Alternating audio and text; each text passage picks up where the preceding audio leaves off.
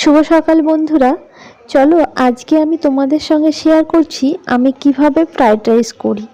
আজকে কিন্তু আমি ফ্রাইড রাইস করব, এর মধ্যে পনিরও দেব। চালটাকে আমি 2-3 ঘন্টা ভিজিয়ে রেখেছিলাম, তারপরে ভালো করে ধুয়ে নিয়ে এদিকে দেখো জলটা গরম করে এর মধ্যে তেজপাতা, গোটা গরম মশলা আর 1 চামচ মতো আমি সাদা তেল দিয়ে দিয়েছিলাম। এবার জলটা গরম হলে তার মধ্যে ওই যে ধুয়ে রাখা চাল এগুলো দিয়ে দিচ্ছি।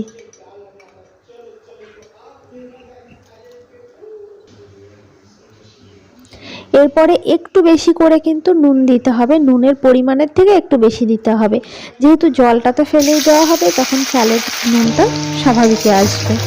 এরপরে দেখো পনিরগুলোকে আমি ছোট করে কেটে আগে ভেজে নিচ্ছি।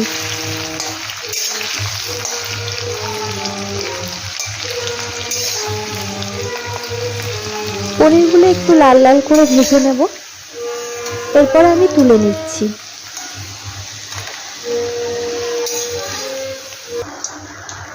ব্যাস পনির ভাজা হয়ে গেছে। এর মধ্যে আমি কিছু সবজি ভেজে নেব। এখানে বিনস, ক্যাপসিকাম, গাজর এগুলো আছে, এগুলো আমি ভালো করে ভেজে নেব।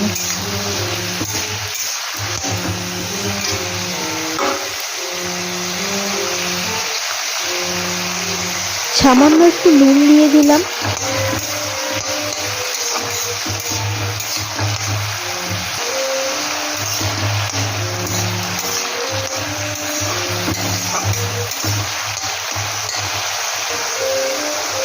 এই সবজিগুলো কিন্তু খুব বেশি ভাজতে হবে না, একদম কড়া করে, সবজিটা সিদ্ধ হলেই মোটামুটি হবে।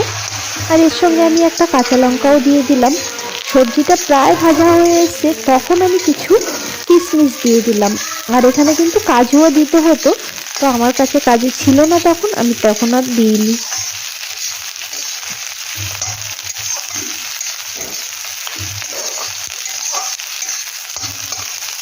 দেখো সবজিটা ঠিক এরকম ভাজা হলে এবার আমি নামিয়ে নেব সবজিটা। আচ্ছা, পুরো সবজিটা আমি নামাইনি, তার মাঝে আমি গোটা গরম মশলা একটু তেলের ওপর দিয়ে তার মধ্যে আমি যেই ভাতটা হয়ে গেছিল রাইসটা, সেটা আমি এখন দিয়ে দিচ্ছি।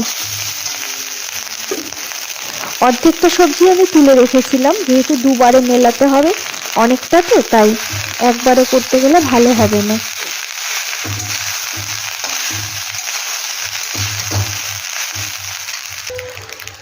এবার আমি ওপর দিয়ে চিনি দিয়ে দিচ্ছি।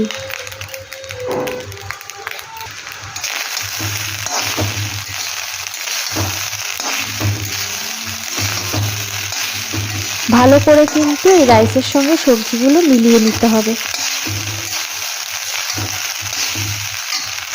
আচ্ছা, বলে রাখি এখানে চিনির সঙ্গে কিন্তু জায়ফল আর গোটা গরম মশলা এটা ভেজে ড্রাই রোস্ট করে এই যে গুঁড়ো করে এখানে কিন্তু আমি দিয়ে দিলাম। আর এখানে পনির ভাজাগুলো ওপরে ছড়িয়ে দিয়েছি। এবার আবার একটু ভালো করে মিশিয়ে নিচ্ছি।